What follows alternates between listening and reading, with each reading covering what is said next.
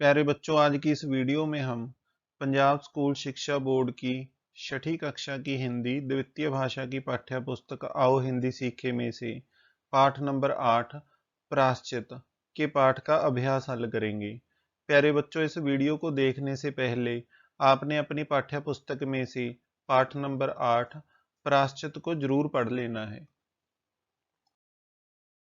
अभ्यास क्रमांक 1, नीचे गुरमुखी और देवनागरी लिपि में दिए गए शब्दों को पढ़ें और हिंदी शब्दों को लिखने का अभ्यास करें। लकड़ियां, लकड़ियां का हिंदी में अनुवाद होगा लकड़ियां। जुर्माना, जुर्माना का हिंदी में अनुवाद होगा जुर्माना। दोपहर, दोपहर का हिंदी में अनुवाद होगा दोपहर। इकट्ठा, इकट्ठा का हिंदी में अनुवाद होगा इकट्ठा। गवाला या दोदी का हिंदी में अनुवाद होगा गवाला। मुखिया, मुखिया का हिंदी में अनुवाद होगा मुखिया। गंगा जमुना, गंगा जमुना का हिंदी में अनुवाद होगा गंगा जमुना। कोई, कोई का हिंदी में अनुवाद होगा कोई। न्याय, न्याय का हिंदी में अनुवाद होगा न्याय। सहमत, सहमत का हिंदी में अनुवाद होगा सहमत। क्रमांक 2, नीचे एक ही अर्थ के लिए पंजाबी और हिंदी भाषा में शब्द दिए गए हैं। इन्हें ध्यान से पढ़ें और हिंदी शब्दों को लिखें।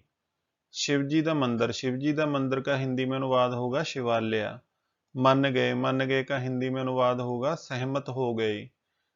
माँ प्यो या पालना करने वाले व्यक्ति, इसको हम हिंदी में पुकारते हैं अभिभावक।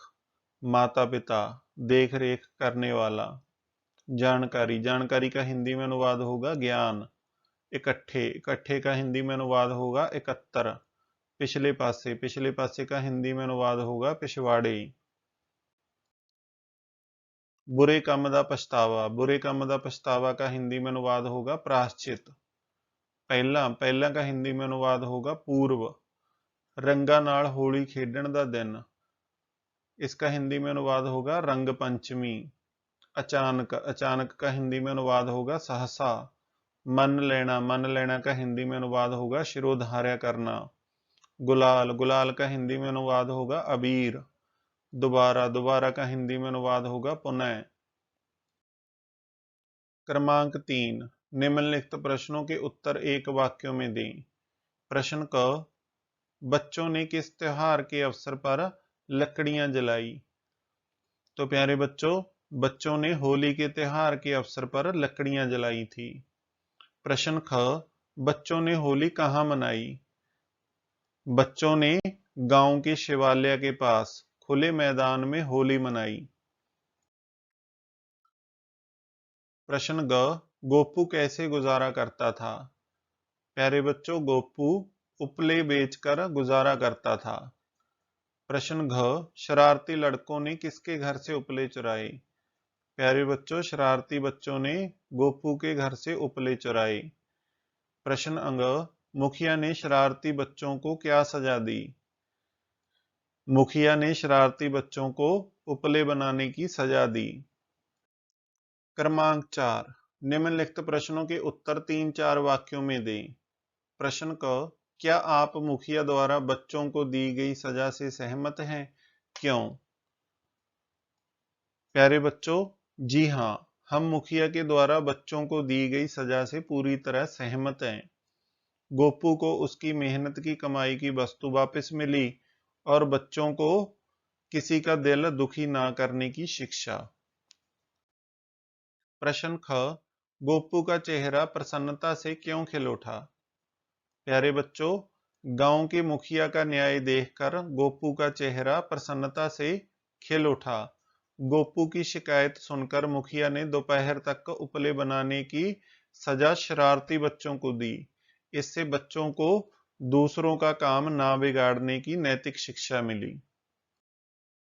क्रमांक 5, नीचे मुहावरों के अर्थ दिए गए हैं, उनका वाक्यों में प्रयोग करो। पहला मुहावरा है मैदान साफ नजर आना। मैदान साफ नजर आना मुहावरे का अर्थ होता है कोई चीज बाकी ना बचना।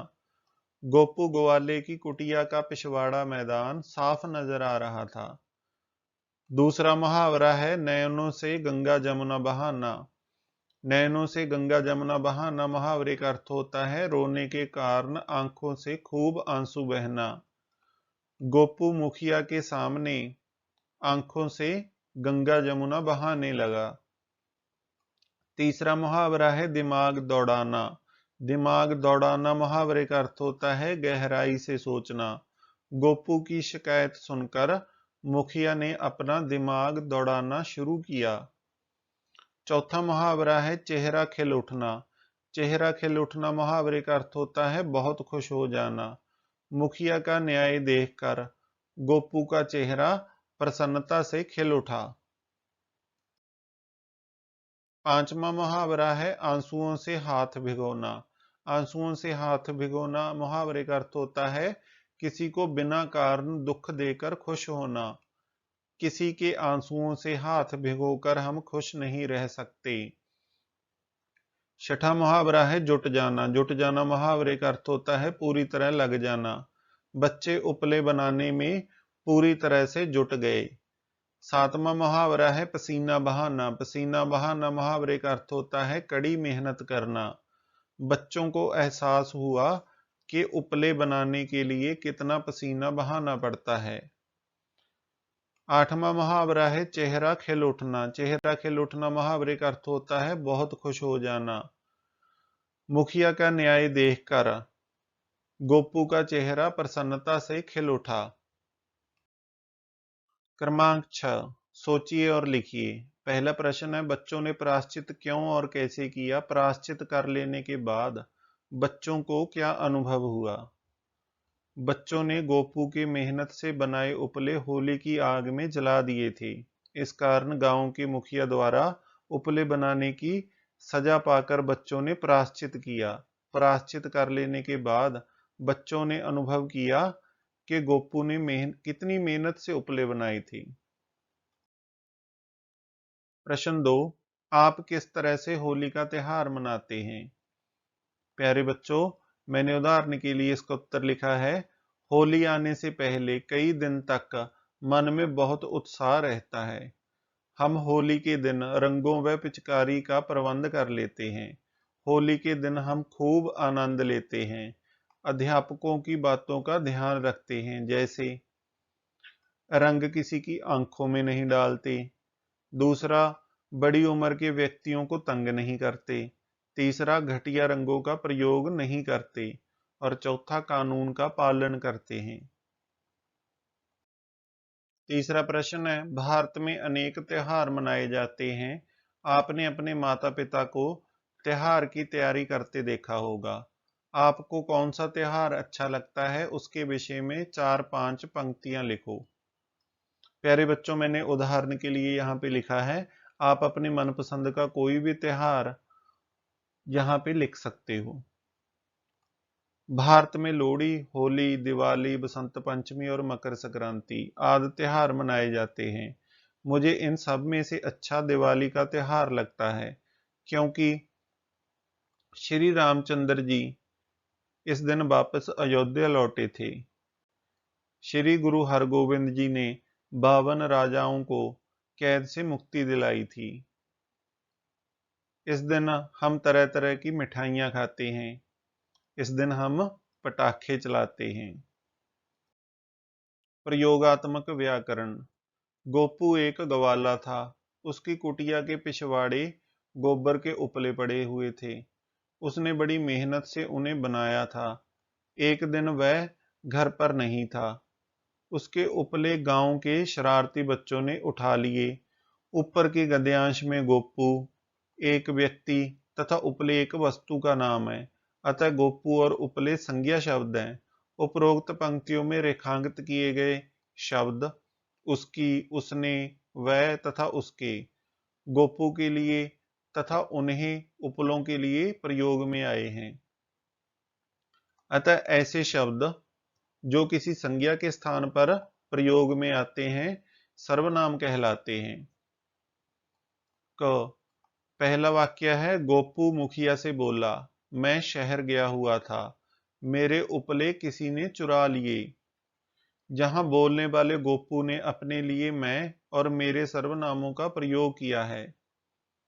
दूसरा, मुखिया गोपू से बोला, तुम चिंता ना करो, तुम्हें न्याय मिलेगा। यहां सुनने वाले गोपू के लिए तुम और तुम्हें सर्वनामों का प्रयोग हुआ है। तीसरा, मुखिया मन ही मन बोला, गांव के बच्चे शरारती हैं, यह शरारत उनकी ही है। यहाँ बोलने वाले यानी कि मुखिया ने अन्य यानी कि अनुपस्थित जो वहां पे हाजिर नहीं है व्यक्तियों यानी कि बच्चों के लिए उनकी सर्वनाम का प्रयोग किया है। अतएव बोलने वाला अपने लिए, सुनने वाले तथा अन्य जो वहां पे उपस्थित नहीं है, अनुपस्थित हैं व्यक्ति के लिए जिन सर्वनामों का प्रयोग करता है वह सर्वनाम कौन से होते हैं? वह पुरुषवाचक सर्वनाम कहलाते हैं। यह सर्वनाम का पहला भेद है। पहला वाक्य है, देखो बच्चे खड़े हैं, इन्होंने प्रायश्चित कर लिया है। दूसरा, वह मेरी कुटिया है। ऊपर पहले वाक्य में इन्होंने सर्वनाम का प्रयोग पास खड़े बच्चों के लिए तथा दूसरे वाक्य में वह सर्वनाम का प्रयोग दूर स्थित कुटिया के लिए किया गया है। अर्थात इन्होंने तथा वह से निश्चय पूर्वक बोध हो रहा है। अतः जिन सर्वनामों से निश्चित वस्तु या व्यक्ति का बोध हो उन्हें निश्चयवाचक सर्वनाम कहते हैं। यह सर्वनाम का दूसरा भेद है। इसके अन्य उदाहरण हैं यह, ये, वे, इसको आदि। पहला वाक्य है, किसी ने मेरे उपले उठा लिए। दूसरा वाक्य है, कुछ ना कुछ तो करना ही पड़ेगा। उपरोक्त वाक्यों में किसी तथा कुछ किसी निश्चित व्यक्ति या वस्तु का बोध नहीं कराते, अतः अनिश्चयवाचक सर्वनाम है। अतः जिन सर्वनामों से निश्चित वस्तु या व्यक्ति का बोध ना हो उन्हें अनिश्चयवाचक सर्वनाम कहते हैं। यह सर्वनाम का तीसरा भेद है। इसके अन्य उदाहरण है कोई, किस, किन्हीं आदि। जो भी उपले तैयार किए बिना होली खेलता नजर आएगा उसके अभिभावक को प्रति बच्चे पर 100 रुपए जुर्माना देना पड़ेगा। उपरोक्त वाक्य में जो तथा उसके रेखांकित शब्द दो वाक्यों का परस्पर संबंध जोड़ते हैं, अतः यह संबंधवाचक सर्वनाम है। अतएव जिन सर्वनामों से एक बात का दूसरी बात से संबंध प्रकट हो उसे संबंधवाचक सर्वनाम कहते हैं। यह सर्वनाम का चौथा भेद है। इसके अन्य उदाहरण है जो, सो, जिसने, उसने, जिसकी, उसकी आदि। क्रमांक 2, वाक्यों में कुछ रेखांकित शब्द हैं, उनके स्थान पर नीचे दिए गए समान अर्थ वाले शब्दों को चुनकर वाक्य फिर से लिखें। हमें शब्द दिए गए हैं प्यारे बच्चों, मेहनत, विद्यालय, अंदर, राजी, झोंपड़ी, इंसाफ, अचानक, फिकर, निर्धन, अग्नि। नीचे वाक्य दिया गया है, आज दोपहर पाठशाला से घर लौटते हुए उसने गवाले की कुटिया के पिछवाड़े उपलों के ढेर देखे। दूसरा वाक्य है, गोपू कुटिया के भीतर सो गया। तीसरा, तुम चिंता ना करो, तुम्हें न्याय जरूर मिलेगा। चौथा, गरीब गवाले के परिश्रम से बनाए गए उपले ये होनहार बच्चे होली की आग में झोंक आए हैं। पांचवा, वह सभी सहमत हो गए। छठा, शरारती बुधवा को गोपू के उपले सहसा याद आई। प्यारे बच्चों, अब हम इन शब्दों की जगह पे जो हमें लाल रंग के दिखाई दे रहे हैं उनकी जगह पे ऊपर दिए गए शब्दों का प्रयोग करेंगे। पहला वाक्य है, आज दोपहर डैश से घर लौटते हुए उसने गवाले के पिछवाड़े उपलों के ढेर देखे। प्यारे बच्चों, इसमें आ जाएगा, आज दोपहर विद्यालय से घर लौटते हुए उसने गवाले की झोंपड़ी के पिछवाड़े उपलों के ढेर देखे। दूसरा वाक्य है, गोपू कुटिया के डैश सो गया। इसमें आएगा प्यारे बच्चों, गोपू कुटिया के अंदर सो गया। तीसरा है, तुम डैश ना करो, तुम्हें डैश जरूर मिलेगा। प्यारे बच्चों, इसमें आएगा, तुम फिक्र ना करो, तुम्हें न्याय, न्याय की जगह पे हम कौन सा शब्द प्रयोग करेंगे? इंसाफ, इंसाफ जरूर मिलेगा। चौथा है, डैश गवाले के से बनाए गए उपले यह होनहार बच्चे होली की डैश में झोंक आए हैं। इसमें आएगा प्यारे बच्चों, निर्धन ग्वाले के मेहनत से बनाए उपले ये होनहार बच्चे होली की अग्नि में झोंक आए हैं। पांचवा है प्यारे बच्चों, वे सभी डैश हो गए। इसमें आएगा प्यारे बच्चों, वे सभी राजी हो गए। छठा वाक्य है, शरारती बुधवा ने गोपू के उपले डैश याद हो आए। इसमें आएगा प्यारे बच्चों, शरारती बुधवा को गोपू के उपले अचानक याद हो आए। क्रमांक 3, नीचे कुछ शब्द घुल मिल गए हैं, उन्हें अलग अलग करके उचित खाने में लिखिए। प्यारे बच्चों, यहाँ पे कुछ शब्द दिए गए हैं, हमें यह बताना है कि ये व्यक्तिवाचक संज्ञा है या भाववाचक संज्ञा है कि ये जातिवाचक संज्ञा है। प्यारे बच्चों, जिनसे किसी व्यक्ति विशेष, किसी स्थान विशेष का बोध होता है उन्हें हम व्यक्तिवाचक संज्ञा कहते हैं। जिन शब्दों का चित्र नहीं बन सकता उन्हें हम भाववाचक संज्ञा कहते हैं, और जातिवाचक संज्ञा जिससे संपूर्ण जाति का बोध होता है। पहला शब्द है होली। होली क्या है प्यारे बच्चों? जातिवाचक संज्ञा है। मैदान, मैदान क्या है? जातिवाचक संज्ञा है। गोपू क्या है प्यारे बच्चों? गोपू व्यक्तिवाचक संज्ञा है। बुधवा, बुधवा क्या है प्यारे बच्चों? एक व्यक्ति का नाम है, इसीलिए यह व्यक्तिवाचक संज्ञा है। पाठशाला, पाठशाला प्यारे बच्चों, पाठशाला कहने से संपूर्ण पाठशालाएं आ जाती हैं इसमें, इसीलिए यह जातिवाचक संज्ञा है। कुटिया, यह भी जातिवाचक संज्ञा है। उत्साह, उत्साह भाववाचक संज्ञा है। पैसे, जातिवाचक संज्ञा है। गंगा, व्यक्तिवाचक संज्ञा है। यमुना, व्यक्तिवाचक संज्ञा है। गरीबी, यह भाववाचक संज्ञा है। टोकरी, यह जातिवाचक संज्ञा है। गुलाब, यह व्यक्तिवाचक संज्ञा है। बादल, यह जातिवाचक संज्ञा है। प्यार, यह भाववाचक संज्ञा है। न्याय, यह भी भाववाचक संज्ञा है। उपले, उपले प्यारे बच्चों जातिवाचक संज्ञा है।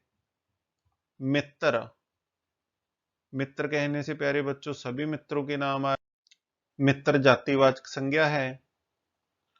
मेहनत, मेहनत प्यारे बच्चों भाववाचक संज्ञा है। गुस्सा, गुस्सा भी प्यारे बच्चों भाववाचक संज्ञा है।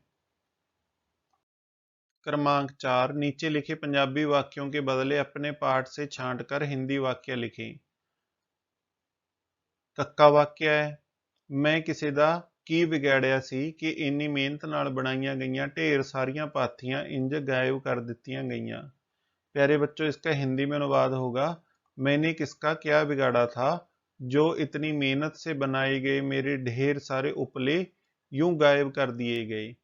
प्यारे बच्चों, यहाँ पर मैंने किसी का क्या बिगाड़ा था नहीं आएगा, मैंने किसका क्या बिगाड़ा था, यही हमारी पाठ्य पुस्तक में दिया गया है। खखा वाक्य है, ਉਹ ਪਾਥੀਆਂ बेचण ਲਈ नेड़े दे शहर ਵੱਲ गया होया सी। इसका हिंदी में अनुवाद होगा, वह उपले बेचने पास के शहर गया हुआ था। गग्गा वाक्य है, इस बाल मंडली नाल असी भी होली खेड लईए। इसका हिंदी में अनुवाद होगा, इस बाल मंडली के संग हम भी होली खेलेंगे। घग्गा वाक्य है, मुखिया जी दा इन्ना सोहना न्यायों वेख के गोपू दा चेहरा खुशी नाल खिड़ पिया। इसका हिंदी में अनुवाद होगा, मुखिया जी का इतना सुंदर न्याय देखकर गोपू का चेहरा खिल उठा। क्रमांक 5, नीचे लिखे शब्दों में अक्षरों को उल्ट पुल्ट कर एक नया सार्थक शब्द लिखें। सबसे सार्थक शब्द बन जाएगा बस। रहा से नया सार्थक शब्द बन जाएगा हार। मना से नया सार्थक शब्द बन जाएगा नाम। सबने से नया सार्थक शब्द बन जाएगा बस ने। सहसा से नया सार्थक शब्द बन जाएगा साहस। करीब से नया सार्थक शब्द बन जाएगा बकरी। जानिए प्यारे बच्चों, होली को तमिलनाडु में कामुनी पुंडग्गा केक तथा आंध्र प्रदेश में कमन विजय नाम से पुकारा जाता है। मथुरा, वृंदावन, गोकुल, मुंबई आदि में होली करीब 16 दिनों तक मनाई जाती है तथा इस मौके पर अनेक स्थानों पर गलियों, सड़कों, मोहल्लों पर कुछ ऊंचाई पर लटके रंगों से भरे मटकों को फोड़ने की प्रथा भी है। तीसरा, विदेशों में होली प्रसिद्ध है। बर्मा में 5 मार्च को भगवान बुद्ध के स्वागत दिवस के रूप में मनाई जाती है। चौथा, थाईलैंड में होली जैसा त्योहार 16 मार्च को सैगोना नाम से मनाया जाता है।